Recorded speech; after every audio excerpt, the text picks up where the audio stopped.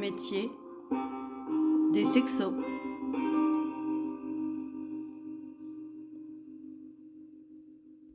Bonjour, je m'appelle Pascal Skomski.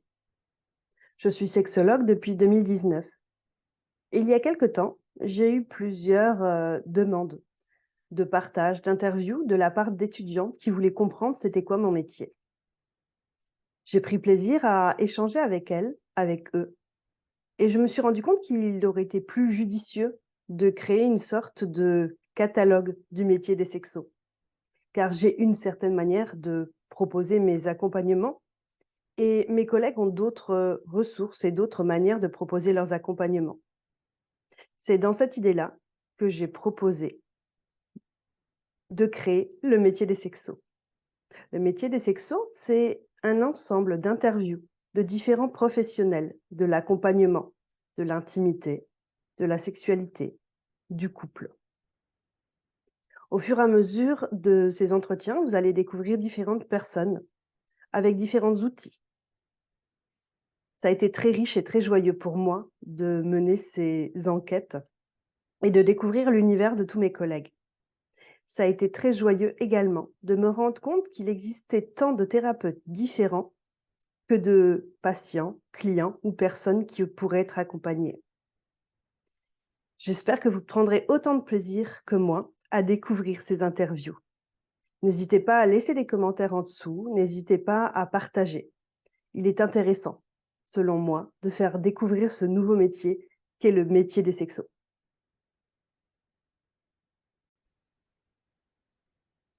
Bonjour et merci beaucoup d'avoir accepté de témoigner sur ton métier des sexos.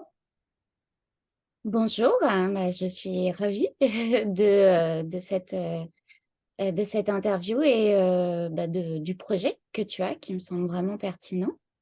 Et tout d'abord, est-ce que tu pourrais te présenter avec ton nom, ton prénom et la dénomination que tu utilises toi dans ton métier?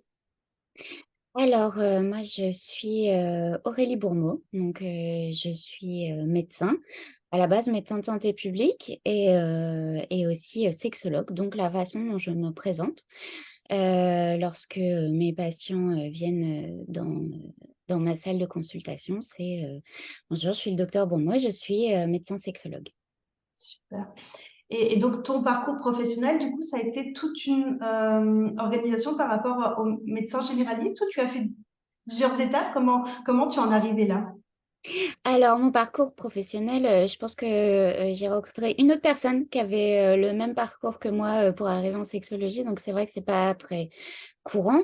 Donc j'ai fait, ma médecine et après je me suis spécialisée, dans une spécialité qui s'appelle la santé publique, qui est une spécialité qui est pas forcément très connue, même si on l'a un peu abordée pendant le covid, mais, d'une façon qui ne correspond pas en fait vraiment à notre activité et nos compétences. La santé publique, c'est vraiment, l'approche populationnelle des problématiques de santé d'une population et donc moi je me suis spécialisée, très rapidement dans la recherche, donc la recherche clinique en l'occurrence et la recherche, auprès des populations.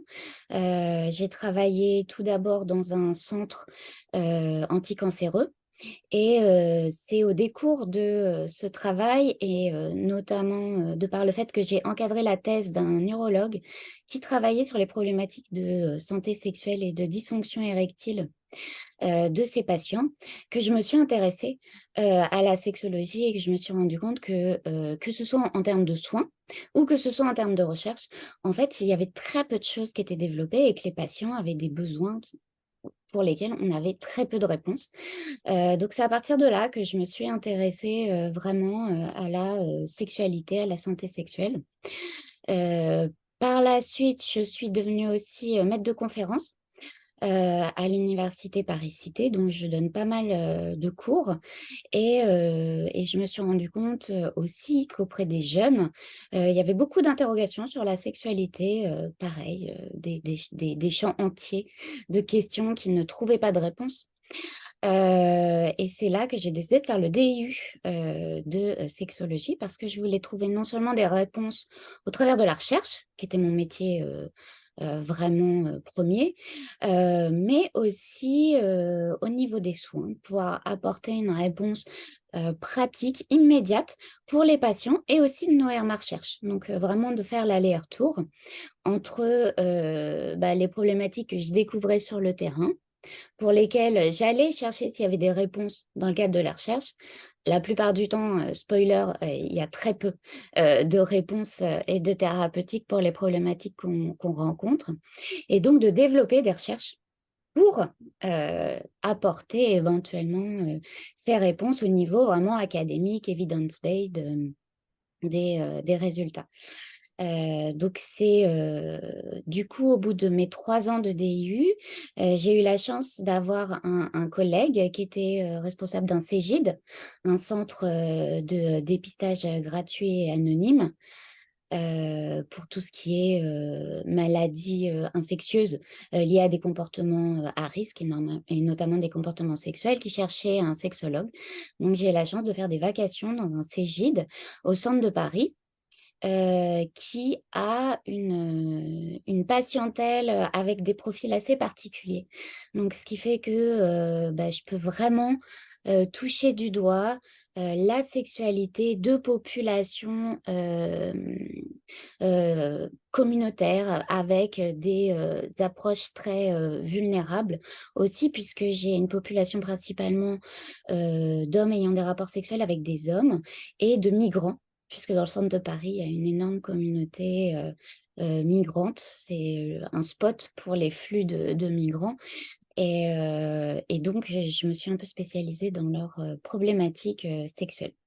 Donc, ce que j'entends finalement, cette double casquette, à la fois côté un peu analytique et puis développer aussi des concepts ou des compréhensions, et puis ce côté sur le terrain pour valider finalement ces compréhensions. Et Mm. du coup, c'est ce qui crée un peu ton cœur de métier finalement.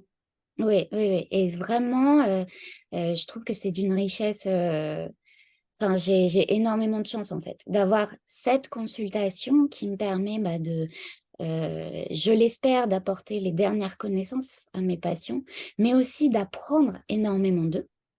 Et de comprendre quels sont leurs questionnements, leurs difficultés, et d'essayer de creuser un peu le pourquoi du comment ils ont toutes ces dysfonctions. Et puis ça me permet de nourrir ma recherche. Donc quand je retourne auprès de mon équipe de recherche, je peux leur dire: «Bah, moi j'ai remarqué ça chez mes patients et j'aimerais bien qu'on creuse parce que je pense qu'il y a quelque chose à identifier dans cette difficulté spécifique et j'ai l'impression qu'il y a un lien entre tel et tel événement et j'aimerais bien qu'on l'analyse». C'est une Donc c'est belle vrai que complémentarité, effectivement. ouais, ouais, c'est une vraie chance. Et du coup, au début, ce qui t'a motivé, c'est finalement cette curiosité intellectuelle, de dire, bah, j'ai découvert ce mémoire-là, j'ai découvert un peu l'univers de la sexologie, et puis ça t'a motivé, ou déjà avant, il y avait ce questionnement un peu sur l'intimité, sur la sexualité qui était présent pour toi? Alors, effectivement, je pense que, depuis très longtemps, j'étais, complètement ouverte, et sans aucun tabou en lien avec la sexualité. Alors ça me fait penser à quand on interviewe nos patients et qu'on leur demande un peu leur histoire de la sexualité et qu'on leur demande comment ils ont été éduqués, comment est-ce qu'ils vivent, est-ce qu'ils ont des valeurs qui seraient un peu contradictoires? Donc moi, j'ai eu la chance d'avoir, uniquement des valeurs très positives et une approche, très positive de la sexualité. Et j'ai toujours été étonnée, au décours de ma vie, que ce soit privée ou professionnelle, quand on fait les études de médecine, de voir que, chez les soignants, il pouvait y avoir, un vrai tabou, une vraie limite, à savoir: «Ah non, ça c'est la sexualité, ça ne me concerne pas, ça, c'est privé, c'est intime». Voilà, ça m'a toujours beaucoup, beaucoup, questionnée. Et puis, voilà, la rencontre avec, à l'inverse, des collègues, des patients aussi, parce que je m'étais spécialisée un peu en éducation, thérapeutique du patient. Donc c'est vrai que j'ai eu la chance de rencontrer des patients, qui racontaient, facilement, en fait, leurs problématiques. Tout ça, de façon conjointe, m'a fait me dire: «Je pense que je peux». Enfin, c'est un peu prétentieux, mais je pense que je peux apporter un petit peu ma pierre à l'édifice puisque, moi, ça ne me pose aucun souci d'aborder ces problématiques-là, que je vois bien que dans une partie de ma profession, c'est impossible, c'est complètement bloqué, et que donc, de par mon approche un peu plus ouverte à ces problématiques-là, peut-être que je peux aider les patients, que ce soit d'un point de vue de la recherche ou que ce soit d'un point de vue individuel. Au niveau de ta manière d'exercer, du coup, tu es en salariat dans les 2 entités. Comment tu exerces, en fait? Alors, j'ai pas très bien compris, tu as dit: «Je suis en salariat», c'est ça? Oui, c'est ça, parce que du coup, la question, c'était aussi comment chaque sexo, finalement, réussissait à se positionner, parce Ouais, que tout c'est à une réelle question. Et du coup, voilà, j'entends qu'il y a 2 entités différentes. fait. Et du coup, est-ce que c'est les mêmes structures? J'imagine que non, mais voilà, comment c'est pour toi? Et puis, à combien de pourcents à peu près tu es à l'un et à l'autre? Alors moi, j'ai énormément de chance puisque je suis fonctionnaire. En tant que maître de conférence, et praticien hospitalière, je suis payée à moitié par la fac et à moitié par l'hôpital. Donc ma fonction hospitalière, en fait, je l'organise aussi, bien sûr, je dois, rendre des comptes à l'hôpital, mais j'ai pas, besoin de pointer ou quoi que ce soit, et comme mes, activités sont celles de faire de la recherche, heu, ça ne leur pose aucun souci, en fait, que j'ai une activité clinique dans un autre hôpital, mais qui fait partie de la PHP. Donc en fait, pour eux, ça revient au même puisque l'entité AP-HP s'y retrouve, puisque que ce soit quand je fais de la recherche, je travaille pour la PHP ou que ce soit quand j'ai mon activité de clinicienne, et ben, je travaille aussi pour la PHP même si c'est pas dans le même, établissement. Donc ça, vraiment, c'est un coup de bol, incroyable. Donc j'ai eu aucune, barrière, à faire ça, et du coup, j'ai une vacation qui est d'une demi-journée par semaine. Tous les mardis matins, je peux consulter, et l'avantage, c'est que si ça déborde sur le mardi après-midi, c'est moi qui organise mon temps, et la seule limite, en fait, c'est la disponibilité du box de consultation. Voilà, donc c'est une vraie chance, et comme je suis, fonctionnaire, je suis salariée.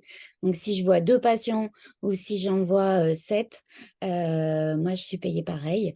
Donc c'est vrai que c'est pas, je pense pas que ce soit, l'activité la plus fréquente, qu'on peut retrouver dans les sexologues, quoi. Non, mais j'entends effectivement cette liberté finalement et oui, finalement, de pas courir dans 2 entités différentes et de pas.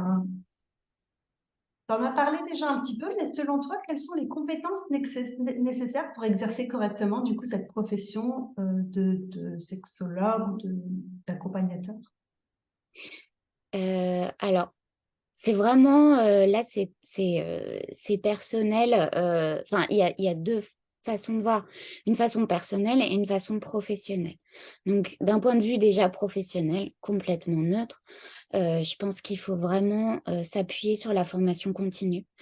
C'est pas parce qu'on a fait, 3 ans, de DU, et pourtant c'est long, hein, mais en fait, c'est pas parce qu'on a fait ces 3 ans-là qu'on va être compétent dans tout.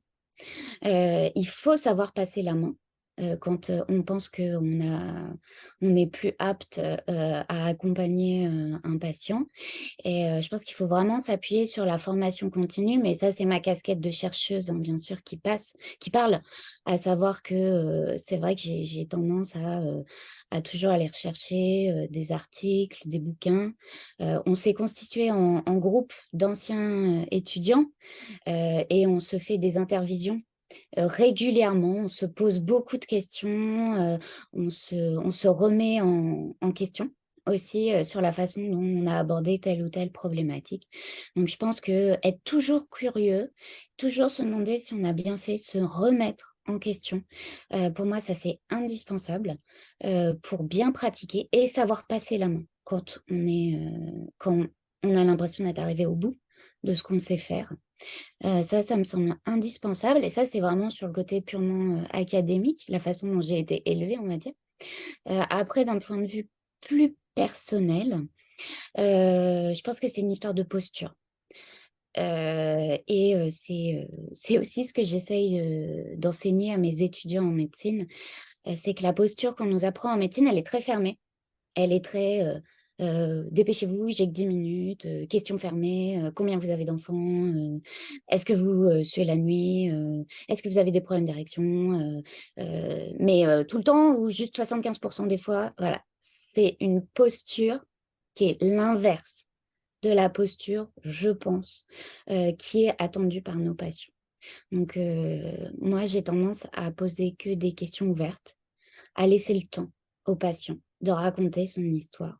C'est aussi parce que j'ai la chance de le pouvoir, hein. Moi, je fonctionne pas à la consultation, mais les laisser parler, les laisser raconter, laisser des silences et être toujours archi bienveillant.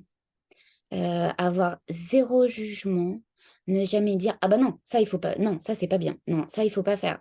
Or nous en médecine, c'est un peu ce qu'on nous apprend à dire, c'est: «Ah bah vous fumez? Ah bah oui, bah si vous fumez en même temps, enfin faut s'arrêter là parce que vous venez de faire un infarct, vous risquez de recommencer». C'est ce genre de choses qu'il faut déconstruire quand on est médecin.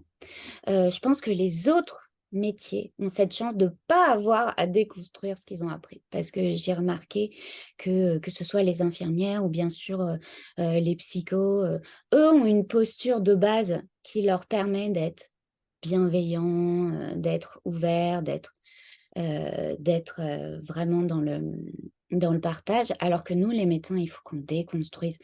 Et ça, c'est compliqué. C'est pas tout le monde qui arrive à faire, ce pas-là. Et je pense que c'est indispensable. Vraiment, en sexologie, encore plus qu'ailleurs, je pense qu'en santé mentale aussi, c'est important, mais en sexologie où les gens arrivent avec leur sac de, culpabilité, de valeurs, qui s'opposent avec leurs désirs et leurs envies, on ne peut pas être dans une relation paternaliste à leur dire ce qui est bien et ce qui est pas bien. On doit être vraiment dans une relation d'écoute, et d'équilibre où on leur donne juste des petits coups de pouce, pour qu'ils déduisent par eux-mêmes, ben, un petit peu qu'est-ce qui va pas, comment est-ce que eux mêmes pourraient trouver des solutions pour, changer, certaines choses. Voilà, enfin ça, je pense que au delà de la connaissance, c'est même plus important. La posture et la façon d'interviewer et d'accompagner le patient, de façon très positive et très bienveillante. Je pense qu'on a fait largement plus de la moitié du chemin, si ce n'est 80 du chemin, vers l'amélioration de sa condition, rien qu'avec notre posture. C'est ce que j'entends entre ce savoir-faire, en fait, et ce savoir-être qui est Exactement. subtil, hein, quand même, mais effectivement voilà, de la manière dont tu le décris, qui est très clair. OK, il y a des connaissances, mais peut-être que ces connaissances-là, elles sont pas forcément bonnes pour cette personne-là. Et déjà, je vais recueillir en toute simplicité qui il est, qu'est-ce Mmh. qu'il a besoin. Et après, seulement, je pourrais aider ou bien juste écouter. Déjà, effectivement, c'est déjà une grande part. Ouais, tout à fait, tout à fait. Je pense que, si on a le temps de le faire et si on arrive à se positionner, comme ça, les patients, ils avancent tout seuls. Enfin, ils sont quand même ils sont très forts, hein, déjà s'ils ont mis le pied dans le cabinet, c'est qu'ils veulent déjà aller mieux. Donc, déjà rien que recueillir ça, on les fait, aller mieux et à les encourager. Après bien sûr, hein, il y a une partie où je suis médecin, hein, je fais de la prescription comme tout le monde, je leur donne des exercices à faire à la maison. Là, je suis en train de me former à l'hypnose pour, les aider à gérer toute la dimension, de l'angoisse, parce qu'il y a énormément d'angoisse, hein, chez nos patients. Donc bien sûr, je développe des outils, mais je pense que ces outils, chez quelqu'un qui a pas la bonne posture, ça ça sert à rien en fait. Ça tombe à Super. l'eau, quoi. Mmh. Alors, du coup, j'ai une question un peu plus pour la chercheuse, là, par rapport à toutes les connaissances sur la sexologie, sur l'intimité qui sont véhiculées sur le net, dans les médias, un peu partout. Comment, comment tu fais la part des choses, du coup, entre toutes ces infos? Ça, c'est du coup la première question. Et puis aussi, comment bah, tu aides les personnes que tu accompagnes à faire la part des choses entre toutes les infos qui sont véhiculées? Alors, bah, justement, en tant que chercheuse, pour moi, c'est beaucoup plus facile parce que c'est mon métier d'aller chercher les données, ce qu'on appelle les données probantes. Donc vraiment les données qui ont démontré leur efficacité. Donc, comme je disais, je vais beaucoup sur la littérature scientifique publiée. Et même à l'intérieur de la littérature scientifique, attention, hein, il y a des articles qui sont un peu enrobés, un petit peu filou, quoi. Et puis, à force, ben, on arrive à les identifier, ces auteurs un peu filous qui s'arrangent pour orienter un petit peu leurs résultats dans le sens qui leur convient bien. Donc, c'est vrai que pour moi, c'est très facile de un petit peu débunker, hein, tout ce qui sort, que ce soit dans la littérature. Et puis après, on voit bien que dans les médias, ils ne font que reprendre ce qui est sorti dans la littérature à leur sauce. Alors là encore, hein, on s'éloigne encore un peu plus de la réalité et des données probantes et on va un peu plus vers le Sensationnel. sensationnalisme. Mais pour moi, ça fait partie des chances que j'ai, c'est ma formation, hein, de faire la part des choses. Et donc, avec mes patients, je leur dis comme ça. Je leur dis, vous savez, dans la littérature, les études qui ont été faites sur telle ou telle problématique, eh bien, voilà ce qu'on sait. Et puis voilà ce qu'on ne sait pas, en fait. Et donc, je leur explique bien quelle est la limite entre ce qui a été démontré et ce qui n'a pas été démontré, ce qui est encore à démontrer, parce qu'en sexualité, et c'est ça qui m'éclate dans la recherche en sexo, c'est qu'il y a énormément de choses encore à démontrer. Il y a encore un champ complet de choses à explorer. Et les patients, ils apprécient l'honnêteté, ils apprécient ça, on sait, et ça, on ne sait pas. Et une fois qu'on leur a dit, bah, tout n'est pas blanc et tout n'est pas noir, ils ont tendance à beaucoup plus faire confiance. Dire, ah oui, cette personne-là, elle sait dire quand elle ne sait pas.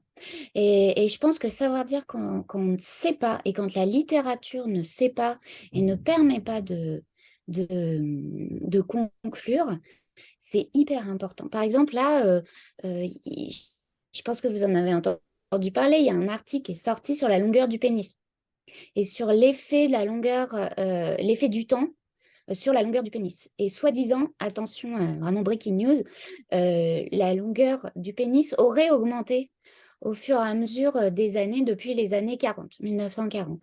Et en fait, bah, moi, je me suis amusée à débunker cet article. Et premièrement, la conclusion n'est pas du tout aussi, euh, Claire, aussi c'est ça? claire et posée que ça. C'est pas on a augmenté, on est tous passés à une moyenne de 15,5 cm en érection, ce que relient bien sûr tous les médias. Mais une fois qu'on décortique la méthodologie de l'article, etc., en fait, on voit bien qu'il y a plein de limites et qu'on ne peut absolument pas conclure ce que les auteurs ont conclu. C'est vraiment à prendre avec énormément de pincettes. Bah ça, par exemple, pour mes patients qui sont super flippés en disant « Ouais, maintenant c'est à 15,5 et moi je suis à 14 cm, donc ça y est, j'ai un petit pénis. » Et ben je peux leur dire « Non, non, non, non, non. Voilà, je peux vous expliquer si vous voulez, ou sinon vous me faites confiance, mais je suis chercheur et je peux vous dire que cet article-là, la conclusion est beaucoup moins évidente que ce que vous avez lu dans les médias. » Et ça, comme je disais, l'angoisse, c'est hyper fort chez nos patients. Ben ça, tout de suite, ça diminue d'un niveau, quoi. C'est ce que j'entends, c'est que finalement, quand on peut laisser des ouvertures comme ça en disant tout n'est pas si carré, n'est pas si rigide, Hmm, alors il y a de la place pour autre chose, quoi. Et ouais. l'autre chose, vous avez le droit de l'expérimenter et c'est OK ou c'est pas OK pour vous, mais du coup, effectivement, ça donne une autre donnée, quoi. Hmm, exactement, exactement, ouais. Super. Est-ce que tu aurais des conseils pour un étudiant ou un professionnel qui voudrait s'orienter vers le domaine de la sexualité? Alors, des conseils,